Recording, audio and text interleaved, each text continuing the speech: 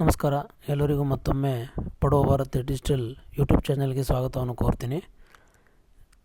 ಸ್ನೇಹಿತರೆ, ಈ ಒಂದು ವಿಡಿಯೋದಲ್ಲಿ ಅಥವಾ ಈ ಒಂದು ಸೆಷನ್ನಲ್ಲಿ ನಾನು ನಮ್ಮ ಕರ್ನಾಟಕ ಸರ್ಕಾರದ ವತಿಯಿಂದ ಹೊರಡಿಸಿರುವಂಥ ಕೆಲವು ಉದ್ಯೋಗದ ಅಧಿಸೂಚನೆಗಳ ಕುರಿತಾಗಿ ಮಾತಾಡ್ತಾ ಇರುವಂಥದ್ದು. ಆ ಅಧಿಸೂಚನೆಗಳೆಲ್ಲ ನಮ್ಮ ಕರ್ನಾಟಕ ಎಕ್ಸಾಮಿನೇಷನ್ ಅಥಾರಿಟಿ ಮೂಲಕ ಆ ಎಕ್ಸಾಮ್ಸ್ಗಳನ್ನು ಕಂಡಕ್ಟ್ ಮಾಡಲಾಗ್ತಿದೆ. ಈ ಎಕ್ಸಾಮ್ಸ್ಗಳಲ್ಲಿ ನಾವು ನಿರ್ದಿಷ್ಟವಾಗಿ ನೋಡೋದಾದರೆ ನಮಗೆ ಪ್ರಶ್ನೆ ಪತ್ರಿಕೆ 2 ಬಹಳ ಪ್ರಮುಖವಾಗಿರುವಂಥದ್ದು. ಆ ಪ್ರಶ್ನೆ ಪತ್ರಿಕೆ 2ರಲ್ಲಿ ಗಣಕಯಂತ್ರದ ಆಧಾರಿತ ಪ್ರಶ್ನೆಗಳೇನಿದ್ದಾವೆ ಅವು ಬಹಳನೇ ಪ್ರಮುಖವಾಗಿರುವಂಥ ಕಾರಣಕ್ಕಾಗಿ ಈ ವಿಡಿಯೋವನ್ನು ನಾನು ತರ್ತಾ ಇರುವಂಥದ್ದು. ಸ್ನೇಹಿತರೆ, ಇಲ್ಲಿರುವಂಥ ಎಲ್ಲ ಗಣಕಯಂತ್ರದ ಆಧಾರಿತ ಪ್ರಶ್ನೆಗಳೇನಾಗಿದ್ದಾವೆ ಅವು multiple choice question based questions ಆಗಿರುವುದು ಕಾರಣಕ್ಕಾಗಿ ನಮಗೆ ಇನ್ನಷ್ಟು ಸುಲಭವಾಗಿರ್ಬೋದು ಈ ಒಂದು ಪಠ್ಯಕ್ರಮವನ್ನು ಅರ್ಥ ಮಾಡ್ಕೊಳ್ಳಲು ಅಂಥೇಳಿ ನಾನು ಭಾವಿಸ್ತಾ ಈ ವಿಡಿಯೋನ ಸ್ಟಾರ್ಟ್ ಮಾಡ್ತಾಯಿದ್ದೀನಿ. ಸೊ ನಮ್ಮ ವಿಡಿಯೋ ಪ್ರಶ್ನೆ ಪತ್ರಿಕೆ 2ರ ಕುರಿತಾಗಿರುವಂಥದ್ದು, ಅದರಲ್ಲಿ ಗಣಕಯಂತ್ರದ ಆಧಾರಿತ ಕ್ವಶನ್ಗಳ ಕುರಿತಾಗಿರುವಂಥದ್ದು. ನಾವು ವೇಸ್ಟ್ ಮಾಡೋದು ಬೇಡ ಟೈಮು. ಈ ಒಂದು ವಿಡಿಯೋದ ಕುರಿತು ಸಂಕ್ಷಿಪ್ತವಾಗಿ ತಿಳಿದುಕೊಳ್ಳೋಣ. ನೋಡಿ ಸ್ನೇಹಿತರೆ, ನಮ್ಮ ಮೊದಲ ಪ್ರಶ್ನೆ ಏನಿದೆ ಅಂಥೇಳಿ ಅರ್ಥ ಮಾಡ್ಕೊಳ್ಳಿ. ಮೊದಲ ಪ್ರಶ್ನೆ ಈ ರೀತಿಯಾಗಿ ಕೇಳ್ತಾ ಇದ್ದಾನೆ. PC-ಯಲ್ಲಿ ಡಿಜಿಟಲ್ ಆಡಿಯೋವನ್ನು ಸಂಗ್ರಹಿಸಲು ಆಡಿಯೋ ಫೈಲ್ ಮಾನದಂಡವಾಗಿ ಮೈಕ್ರೋಸಾಫ್ಟ್ ಮತ್ತು IBM ಜಂಟಿಯಾಗಿ ಡ್ಯಾಶ್ ಫಾರ್ಮ್ಯಾಟನ್ನು ಅಭಿವೃದ್ಧಿಪಡಿಸಿದೆ. ಕ್ವಶನ್ ಇಷ್ಟೇ ಇದೆ. ಮೈಕ್ರೋಸಾಫ್ಟ್ ಮತ್ತು IBM ಕಂಪ್ನಿಗಳೇನಿದ್ದಾವೆ ಅವುಗಳು ಜಾಯಿಂಟ್ ಅಥವಾ ಇಬ್ಬರು ಕಂಬೈನ್ ಆಗಿ ಒಂದು ಆಡಿಯೋ ಫೈಲ್ ಫಾರ್ಮ್ಯಾಟನ್ನು ಅವರು ಅಭಿವೃದ್ಧಿಪಡಿಸಿದ್ದಾರೆ. ಅವುಗಳನ್ನು ನಮ್ಮ ಕಂಪ್ಯೂಟರ್ಗಳೇನಿದ್ದಾವೆ, ಪ್ರಸ್ತುತ ಪರ್ಸನಲ್ ಕಂಪ್ಯೂಟರ್ಸ್ಗಳೇನಿದ್ದಾವೆ ಅವುಗಳಲ್ಲಿ ನಾವು ಯೂಸ್ ಮಾಡ್ತಾ ಇರುವಂಥದ್ದು. ಹಾಗಾದರೆ ಆ ಒಂದು ಆಡಿಯೋ ಫಾರ್ಮ್ಯಾಟ್ ಯಾವುದು ಅಂತ ಕೇಳ್ತಾ ಇದ್ದಾನೆ.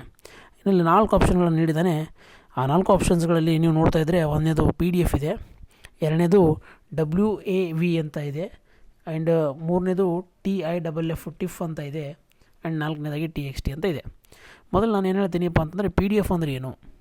PDF ಅಪ್ಪ ಅಂತಂದರೆ ಇದು ಪೋರ್ಟೇಬಲ್ ಡಾಕ್ಯುಮೆಂಟ್ ಫಾರ್ಮ್ಯಾಟ್ ಅಂತ ಕರಿತೀವಿ. ಪೋರ್ಟೇಬಲ್ ಡಾಕ್ಯುಮೆಂಟ್ ಫಾರ್ಮ್ಯಾಟು ಇದರ ಒಂದು ಸಂಕ್ಷಿಪ್ತ ರೂಪ ಆಗಿದೆ. ಇವುಗಳನ್ನು ಕಂಡುಹಿಡಿದಿರುವಂಥದ್ದು ಎಡೋಬ್ ಕಂಪ್ನಿ ವತಿಯಿಂದ ಇವುಗಳನ್ನು ಕಂಡುಹಿಡಿದಿರುವಂಥದ್ದು. ಸ್ನೇಹಿತರೆ, ಸಿಮಿಲರ್ಲಿ ಎರಡನೇ ಆಪ್ಷನ್ ಬರ್ತಾಯಿದೆ WAV ಅಂತ ಹೇಳಿ ಒಂದು ಎರಡನೇ ಆಪ್ಷನ್ ಬರ್ತಾಯಿದೆ. WAV ಅಪ್ಪ ಅಂತಂದರೆ ಏನು? ಇದರದ್ದು ಫುಲ್ ಫಾರ್ಮ್ ಎಂದು wave form audio file format ಅಂತ ಹೇಳಿ ಕರೀತಾರೆ. ಸ್ನೇಹಿತರೆ, ಇದೇ ರೀತಿಯಾಗಿ ಮೂರನೇದೊಂದಿದೆ ನೋಡಿ. ಮೂರನೇದು ಅದು TIFF ಅಂತ ಕರಿತಾ ಇದ್ದಾರೆ. TIFF ಅಂದರೆ ಏನು? TIFF ಅಪ್ಪ ಅಂತಂದರೆ ಟ್ಯಾಗ್ಡ್ ಇಮೇಜ್ ಫೈಲ್ ಫಾರ್ಮ್ಯಾಟ್ ಅಂತ ಕರೀತಾರೆ. ಇದನ್ನು ಎಲ್ಡಸ್ ಕಾರ್ಪೊರೇಷನ್ದವರು ನಿರ್ಮಾಣ ಮಾಡಿರುವಂಥದ್ದು. ಸೊ ಕೊನೆಯದಾಗಿ ಬರ್ತಾ ಇರುವಂಥದ್ದು TXT ಅಂತ ಹೇಳಿ. TXT ಅಪ್ಪ ಅಂತಂದರೆ ಸಾಮಾನ್ಯವಾಗಿ ಇದನ್ನು ನಾವು ಟೆಕ್ಸ್ಟ್ ಫೈಲ್ ಅಂತ ಕರಿತೀವಿ. ಸೊ ಇವುಗಳಲ್ಲಿ ಯಾವುದು ಆ ಫೈಲ್ ಫಾರ್ಮ್ಯಾಟನ್ನು ಮೈಕ್ರೋಸಾಫ್ಟ್ ಮತ್ತು IBM ಜಂಟಿಯಾಗಿ ಅಭಿವೃದ್ಧಿಪಡಿಸಿದ್ದಾರೆ ಅಂತ ಕೇಳ್ತಾ ಇದ್ದಾರೆ. ಹಾಗಾದರೆ ಇದರ ಸರಿಯಾದ ಉತ್ತರ ಸ್ನೇಹಿತರೆ, ಅದು ಒಂದು WAV ಅಂತ ಹೇಳಿ. WAV ಅಂದರೆ wave form audio file format ಅಂತೇಳಿ. ಹಾಗಾಗಿ ಇದು ಸರಿಯಾದ ಉತ್ತರ ಆಗಿದೆ ಸ್ನೇಹಿತರೆ. ಇನ್ನು ಎರಡನೇ ಪ್ರಶ್ನೆ ಬರೋಣ.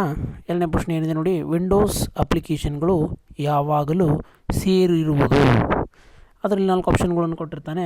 ಒಂದು ಆಪ್ರೇಟಿಂಗ್ ಸಿಸ್ಟಮ್ ಅಂತ ಹೇಳಿ, ಎರಡನೇದು ಸಿಸ್ಟಮ್ ತಂತ್ರಾಂಶ, ಆ್ಯಂಡ್ ಮೂರನೇದು ಬಂದು ಕಾರ್ಯಗತ ಕಡತಗಳು, ಅವುಗಳನ್ನು ಎಕ್ಸಿಕ್ಯೂಟಿಬಲ್ ಫೈಲ್ ಅಂತ ಕರಿತೀವಿ, ಆ್ಯಂಡ್ ನಾಲ್ಕನೇದಾಗಿ ಡೇಟಾ ಫೈಲ್ಗಳು ಅಂತ ಕರಿತೀವಿ. ಈ 4 ಆಪ್ಷನ್ಗಳಲ್ಲಿ ಇದು ಸೂಕ್ತವಾದಂತಹ ಒಂದು ಆನ್ಸರಪ್ಪ ಅಂತಂದರೆ ನಮಗೆ ಕ್ವಶನ್ನಲ್ಲಿ ತಿಳಿದುಕೊಂಡು ಹೋದರೆ ವಿಂಡೋಸ್ ಅಪ್ಲಿಕೇಶನ್ಗಳು ಇವು ನಮಗೆ ಕನ್ಫ್ಯೂಷನ್ ಮಾಡೋದು ಎಲ್ಲಿಯಪ್ಪ ಅಂತಂದರೆ ಒಂದು OSನಲ್ಲಿ, ಇನ್ನೊಂದು ಒಂದು ಕಾರ್ಯಗತ ಕಡತ ಫೈಲ್ಗಳು. ಅಂದರೆ ಆಪ್ರೇಟಿಂಗ್ ಸಿಸ್ಟಮ್ ಅಥವಾ ಕಾರ್ಯಗತ ಕಡತಗಳು ಎರಡೂ ಇದಕ್ಕೆ ಸಮರ್ಪಕವಾಗಿದೆ. ಈ ಎರಡು ಆನ್ಸರ್ಗಳು ಇದಕ್ಕೆ ಅತಿ ಸನಿಹದಲ್ಲಿರುವಂಥದ್ದು. ಹಾಗಾಗಿ ಸ್ವಲ್ಪ ಇಲ್ಲಿ ಕನ್ಫ್ಯೂಷನ್ ಇದೆ. ನೀವು ಇಷ್ಟೇ ಅರ್ಥ ಮಾಡ್ಕೊಳ್ಳಿ, ಆಪ್ರೇಟಿಂಗ್ ಸಿಸ್ಟಮ್ ಏನಿದೆ ಅಪ್ಲಿಕೇಶನ್ಗಳು ಬರ್ತವೆ, ಆದರೆ ಆ ಅಪ್ಲಿಕೇಶನ್ಗಳನ್ನು ನಾವು ನಮ್ಮ ಆಪ್ರೇಟಿಂಗ್ ಸಿಸ್ಟಮ್ನಲ್ಲಿ ಯಾವಾಗಲೂ .executive ಫೈಲ್ ಅಂತ ಹೇಳಿ ಸೇವ್ ಮಾಡ್ತೀವಿ. ಓಕೆನಾ? ಸೊ ಹಾಗಾಗಿ ಕಾರ್ಯಗತ ಕಡತಗಳು ಅನ್ನೋದು ಇದರ ಸರಿಯಾದ ಉತ್ತರ ಆಗಿದೆ ಸ್ನೇಹಿತರೆ. ಸೊ ಕನ್ಫ್ಯೂಷನ್ ಮಾಡ್ಕೋಬೇಡಿ. ಇದರ ಸರಿಯಾದ ಉತ್ತರ ಬಂದು ಆಪ್ಷನ್ ಸಿ ಕಾರ್ಯಗತ ಕಡತಗಳು. ಓಕೆನಾ. ಆ್ಯಂಡ್ ನೆಕ್ಸ್ಟ್ ಕ್ವಶನ್ ಹೋಗೋಣ. ನೆಕ್ಸ್ಟ್ ಕ್ವಶನ್ ನೋಡಿ, ಈ ಕ್ವಶನಲ್ಲಿ ಏನು ಕೇಳ್ತಾ ಇದ್ದಾನೆಪ್ಪ ಅಂತಂದರೆ, ನಮ್ಮ ಕ್ವಶನ್ನಲ್ಲಿ ಸ್ವಲ್ಪ ಇಲ್ಲಿ ಸಮರ್ಪಕವಾಗಿ ಬಂದಿಲ್ಲ, ನಾನು ಇದನ್ನು ತಿದ್ದುಪಡಿ ಮಾಡ್ತೀನಿ. ಇದರ ಕ್ವಶನ್ ಏನಿದೆಯಪ್ಪ ಅಂತಂದರೆ, ಎಮ್ ಎಸ್ ವರ್ಡ್ ಏನಿದೆ ಆ ಎಮ್ ಎಸ್ ವರ್ಡ್ ಪ್ರೊಸೆಸರ್ನಲ್ಲಿ, ಓಕೆ, ಎಮ್ ಎಸ್ ವರ್ಡ್ ಪ್ರೊಸೆಸರ್ನಲ್ಲಿ ದಾಖಲೆಗಳ ಬರಹವನ್ನು ಪರಿಶೀಲಿಸಲು ಮತ್ತು ಸುಧಾರಿಸುವ ಅತಿ ಪ್ರಮುಖ ಕಾರ್ಯವನ್ನು ಯಾವುದು ನಿರ್ವಹಿಸುತ್ತದೆ? ಅಂದ್ರೇನು? Checking and improving the text of your document is a very strong feature of MS Word processor which is done by, ಓಕೆನಾ. ಇದು ಯಾರು ಮಾಡ್ತಾರೆ ಅಂತ ಕೇಳ್ತಾ ಇದ್ದಾನೆ. ಸೊ ಇದಕ್ಕೆ ಸರಿಯಾದ ಉತ್ತರ ಬಂದು, ನೀವು ಕ್ವಶನನ್ನು ಅಬ್ಸರ್ವ್ ಮಾಡಿರಿ. ಇದರಲ್ಲಿ 4 ಆಪ್ಷನ್ಗಳು ನೀಡಿದ್ದಾನೆ. ಒಂದು ಗ್ರಾಮರ್ ಅಂತಿದೆ, ಒಂದು ಸ್ಪೆಲ್ ಚೆಕ್ ಅಂತಿದೆ, ಒಂದು ಥಿಸಾರಸ್ ಇದೆ, ಇನ್ನೊಂದು ಮೇಲಿನ ಎಲ್ಲವೂ ಇದೆ.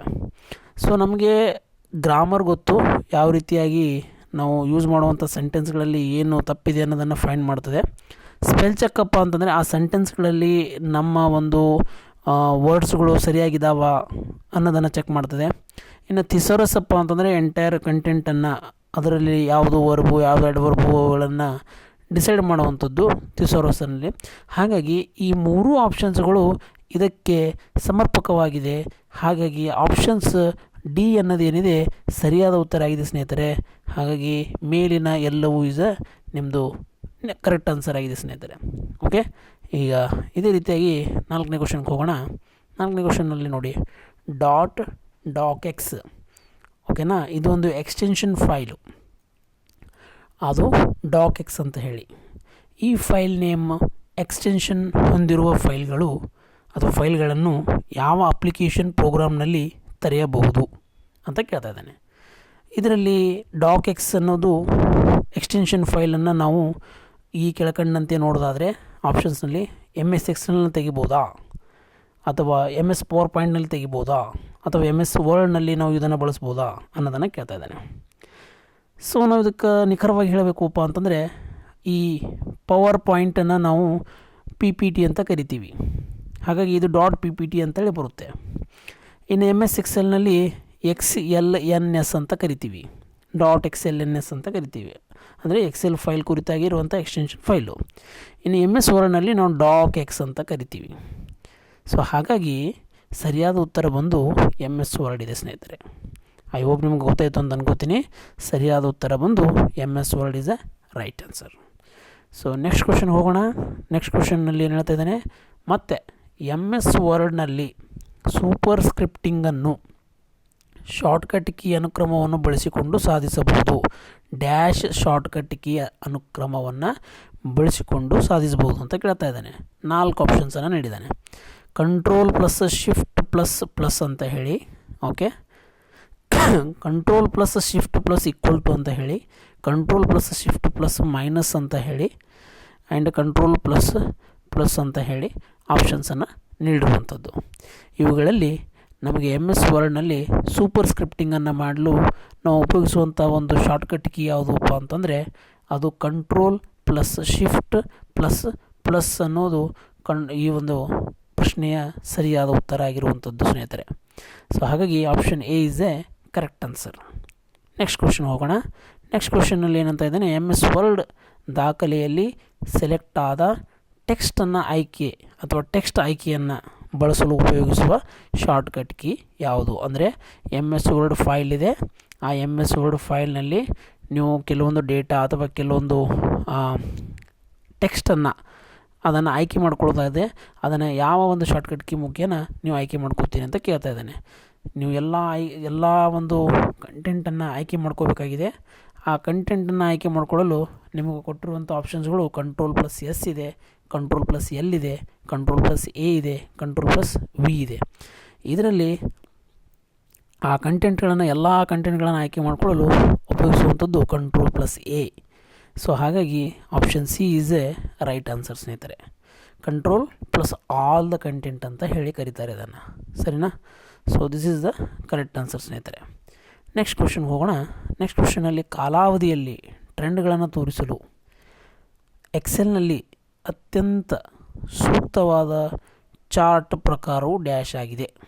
ಓಕೆ, ಇದರ ಆಪ್ಷನ್ಸ್ಗಳನ್ನು ನೋಡಿ. Column, pie, line, scatter plot ಅಂತ ಹೇಳಿ ಕೇಳ್ತಾ ಇದ್ದಾನೆ.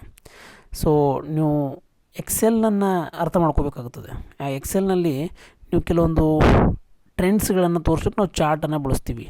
ಯಾವ ರೀತಿಯಾಗಿ ಮೇಲೆ ಹೋಗ್ತಾ ಇದೆ, ಕೆಳಗೆ ಬರ್ತಾ ಇದೆ ಅಂದರೆ ಟ್ರೆಂಡ್ಸ್ಗಳನ್ನು ನೋಡ್ತೀವಲ್ಲ, ಅದರಲ್ಲಿ ಚಾರ್ಟನ್ನು ಬಳಸ್ತೀವಿ.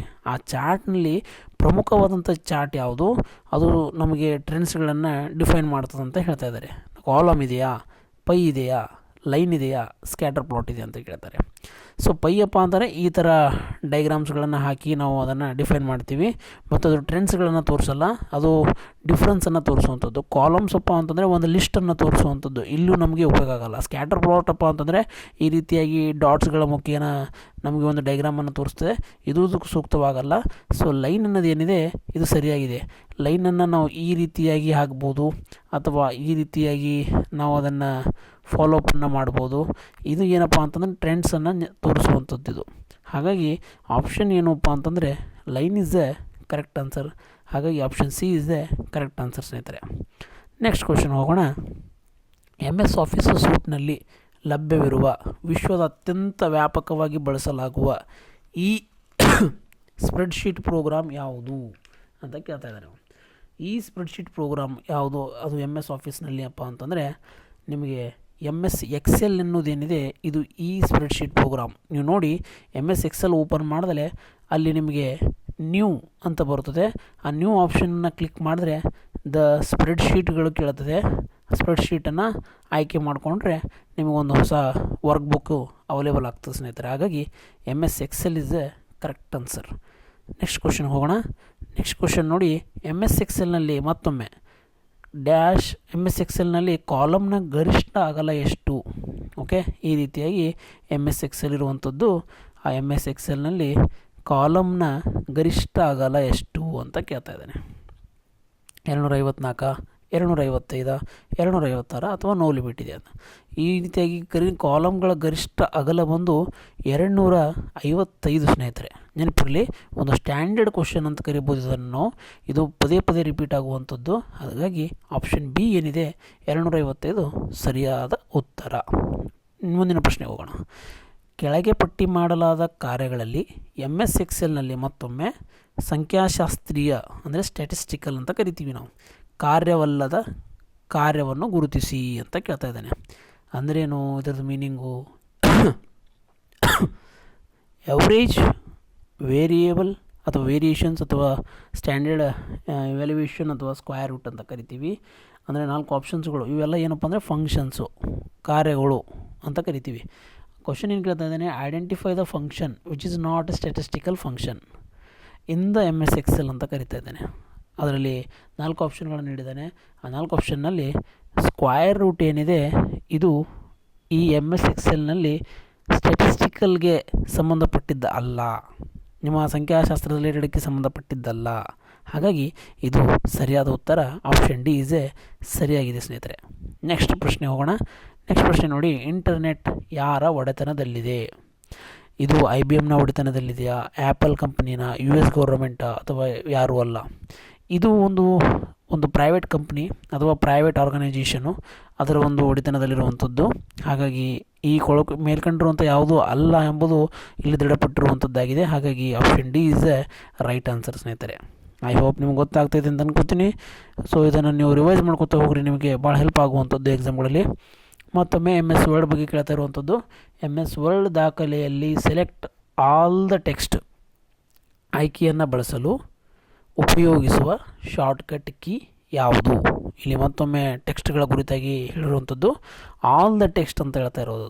ಓಕೆ, ಮತ್ತೊಮ್ಮೆ ಆಲ್ ದ ಟೆಕ್ಸ್ಟ್ ಕುರಿತು ಅಂತಂದರೆ Ctrl+A ಎಂಬುದು ಆಲ್ ದ ಟೆಕ್ಸ್ಟ್ಗಳ ಕುರಿತಾಗಿರುವಂಥದ್ದಾಗಿದೆ. ಹಾಗಾಗಿ ಇದು ಸರಿಯಾದ ಉತ್ತರ. ಓಕೆನಾ? ಮುಂದಿನ ಪ್ರಶ್ನೆ ಹೋಗೋಣ.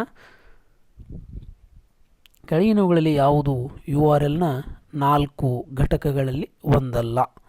URLದು ಕೆಲವು ಘಟಕಗಳಿದಾವಲ್ಲ, ಅಥವಾ ಕೆಲವು ಸ್ಟೇಜಸ್ ಇದ್ದಾವೆ. ಆ ಸ್ಟೇಜಸ್ಗಳಲ್ಲಿ ಒಂದು ಅಲ್ಲ ಅಂತ ಹೇಳ್ತಾ ಇದ್ದಾನೆ. ಅದು ವೆಬ್ ಪ್ರೋಟೋಕಾಲು ಅಥವಾ ವೆಬ್ ಸರ್ವರ್ ಹೆಸರು ಅಥವಾ ಬ್ರೌಸರ್ ಹೆಸರು ಅಥವಾ ವೆಬ್ ಸರ್ವರ್ನಲ್ಲಿರುವ ಡೈರೆಕ್ಟ್ರಿನೋ ಅಂತ ಕೇಳ್ತಾ ಇದ್ದಾನೆ. ಸೊ ಇದರ ಒಂದು ಸರಿಯಾದ ಉತ್ತರವನ್ನು ನೋಡೋದಾದರೆ ಈ ವೆಬ್ ಬ್ರೌಸರ್ ಹೆಸರು ಏನಿದೆ ಇದು URL ಕುರಿತು ಸಂಬಂಧಪಟ್ಟಿದ್ದಲ್ಲ. ಓಕೆನಾ, ನೀವು ವೆಬ್ ಪ್ರೋಟೋಕಾಲ್ ಇದೆ, ವೆಬ್ ಸರ್ವರ್ ಹೆಸರಿದೆ, ವೆಬ್ ಸರ್ವರ್ನೋ ಡೈರೆಕ್ಟ್ರಿಯನ್ನು ನೀವು ಗೊತ್ತು ಮಾಡ್ಬೋದು. ಒಂದು URL ಕೊಟ್ಟಿರ್ತಾನೆ, ಆಲ್ವೇಸ್ ನೀವು ಗಮನಿಸ್ರಿ, ಅಲ್ಲಿ ಒಂದು ಅಡ್ರೆಸ್ ಇರ್ತದೆ. ಆ ಅಡ್ರೆಸ್ನಲ್ಲಿ ಏನಿರ್ತವಪ್ಪ ಅಂದರೆ ಪ್ರೋಟೋಕಾಲ್ ಫಸ್ಟು, ಪ್ರೋಟೋಕಾಲು, ಆಮೇಲೆ ವೆಬ್ ಸರ್ವರ್ ಹೆಸರು, ಆಮೇಲೆ ಅಲ್ಲಿರುವಂಥ ಡೈರೆಕ್ಟ್ರಿ, ಈ ಮೂರು ಇರ್ತವೆ. ಅದರಲ್ಲಿ ಬ್ರೌಸರ್ಗಳ ಹೆಸರು ಬರೋಲ್ಲ. ಬ್ರೌಸರ್ ಅಪ್ಪ ಅಂದರೆ ಕ್ರೋಮ್ ಆಗಿರ್ಬೋದು ಅಥವಾ ನಿಮ್ಮದು ಎಡ್ಸ್ ಆಗಿರ್ಬೋದು. ಸೊ ಈ ರೀತಿಯಾದಂಥ ಕ್ರೋಮ್ಗಳ ಹೆಸರು ಇಲ್ಲಿ ಈ URLನಲ್ಲಿ ನಮೂದು ಆಗಿರಲ್ಲ. ಓನ್ಲಿ ವೆಬ್ ಪ್ರೋಟೋಕಾಲ್ ಇರ್ಬೋದು, ವೆಬ್ ಸರ್ವರ್ ಇರ್ಬೋದು ಅಥವಾ ವೆಬ್ ಸರ್ವರ್ ಡೈರೆಕ್ಟ್ರಿ ಇರ್ಬೋದು, ಅಂದರೆ ಫೈಲ್ ಇರ್ಬೋದು. ವೆಬ್ ಬ್ರೌಸರ್ ಇರೋದಿಲ್ಲ. ಹಾಗಾಗಿ option C is a right answer ಸ್ನೇಹಿತರೆ. ಐ ಹೋಪ್ ಗೊತ್ತಾಗ್ತಾ ಇದೆ ಅಂತ ಅನ್ಕೋತೀನಿ. ಇನ್ನು ಮುಂದಿನ ಪ್ರಶ್ನೆ ನೋಡೋಣ. ಮುಂದಿನ ಪ್ರಶ್ನೆ ಏನು?